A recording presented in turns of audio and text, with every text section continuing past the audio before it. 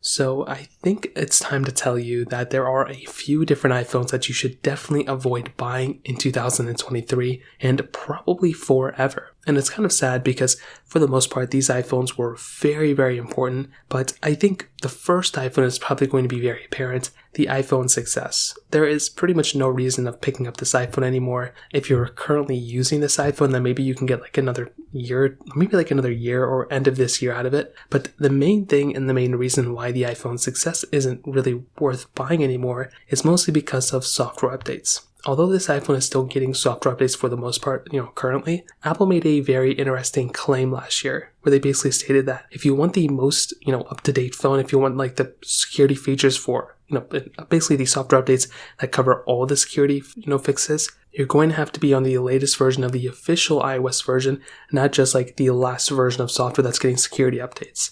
So that was something that kind of shocked me. Like if you wanted the most secure version of software, go up to the most, the latest beta, which makes sense. But they kind of switched things up a little bit because now even if iOS 15 gets an update the same day as iOS 16, iOS 16 is still going to be more secure. So I say that to say if you own an iPhone 6s, you probably should consider going up to an iPhone, 10 or an iPhone that's still supported for the most part. That is probably going to be one of the smarter things you can do. But this does directly get me to the next iPhone, which is very sad, the iPhone 7 and the iPhone 7 Plus. These iPhones, in my opinion, were some of the most important iPhones Apple has ever made, and I like these iPhones a lot.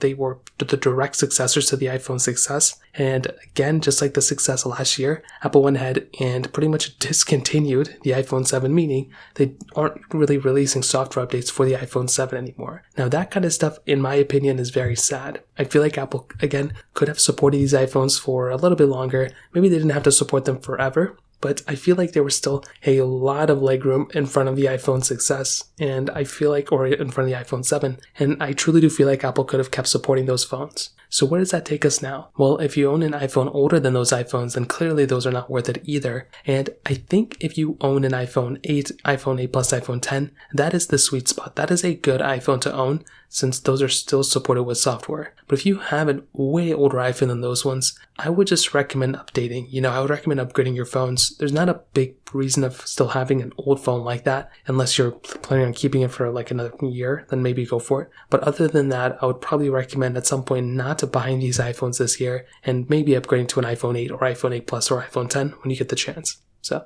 that pretty much covers it up. If you have any other thoughts or questions, let me know in the comment section below. Hit the like button, that'll mean so much, but definitely hit that subscribe button. More importantly than everything else, I love every single one of you guys. Hopefully I'll catch you guys in the next video. Peace out till then.